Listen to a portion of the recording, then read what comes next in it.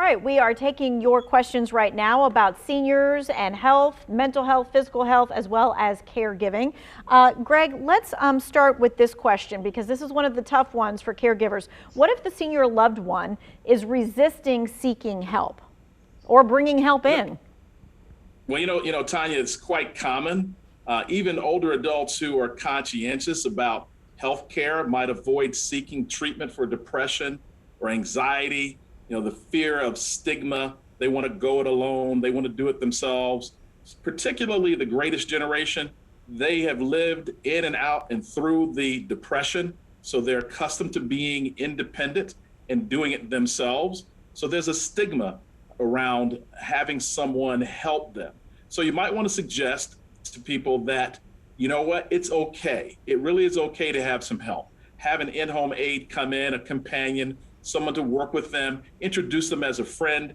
And what we suggest to our patients all the time, to the family members, is to say to mom or dad, you know what, mom and dad, I know you may not need help, but I do. And I want you to have someone here because it makes me more comfortable to know that someone is with you. Yeah, and sometimes you do have to take that on as the kid, right? Try and do it that way. All right. So Benjamin, we're to the workout section again. Can you give us a few examples of some things that they can do in the comfort of their own home kind of thing to get started? Because I think people think that they have to buy a bunch of equipment or do that kind of stuff, but you've got some at-home ideas. Yeah, absolutely. So you really don't need equipment, especially if you're starting out. A lot of body weight exercises, calisthenics, or light functional movements are excellent. I'll show you a couple. So especially for seniors, recommend using something near you to balance and stabilize. It's great to just have a chair. So I'm sitting in a chair now. I'll show you a few things. If you can kind of see my hands, one great core exercise is a plank, but not everybody can do a plank.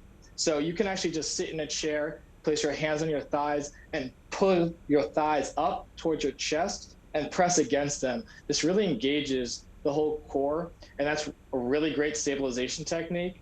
You can also just do a simple body weight squat. So sort of see if I can give you a little demo here. Just sort of sit to stand. So as we stand up, make sure you have good balance. Sitting down, nice and gentle in the chair to tap and back up like this. Again, working on that stabilization and strength. And it's just in a chair, but if you do 10 or 15 of those a few times, that's excellent. If you want to work some upper body, you can do some lateral raises, front raises, kind of around the world, we call those. That's really great for those postural muscles in your back and your shoulders as well. Help you to kind of, have that better support up top. And then if you want to stand and do some exercises, a few really easy ways to do this again, just sort of have a chair to stabilize you, either off to the side in front of you. You can do side raises with your legs. You can do rear kickbacks. All right, a lot of things. You can do single knee raises, kind of like a march. Again, really good for your core, get a little bit of lower body in there as well. Mm-hmm. And if you do those several times, they look really easy, but you do 20 or 30 of those and you do several different ones, and you'll really get a good base exercise right there. All right, well, with that said, I love that you gave us all these really good ideas. With that said, someone just texted in and said, how do I convince my grandma, who doesn't do a lot, to do something like that, to just get her moving? And maybe both of you can kind of chime in on that. From my vantage point, one of the things you can do is to maybe call in a professional in-home aide or caregiver. Sometimes, like you said, people don't like to do things alone. And so when they have a partner or someone is helping them, go to the grocery store or read or do gardening, household chores, it makes the time go faster. It's more enjoyable. They're more engaged because there's another human being. People like touch. And so, during COVID, there was not a lot of touch going on. And so therefore, people now need to get back to human touch and togetherness.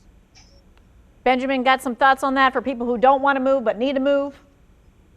Yes, absolutely. I love what Greg said. I'll just kind of add, really great to center it around something that, your grandmother likes. If she prefers to be outside in a park, maybe go and you can do some light exercises there in a grassy area or on a park bench like we just demonstrated.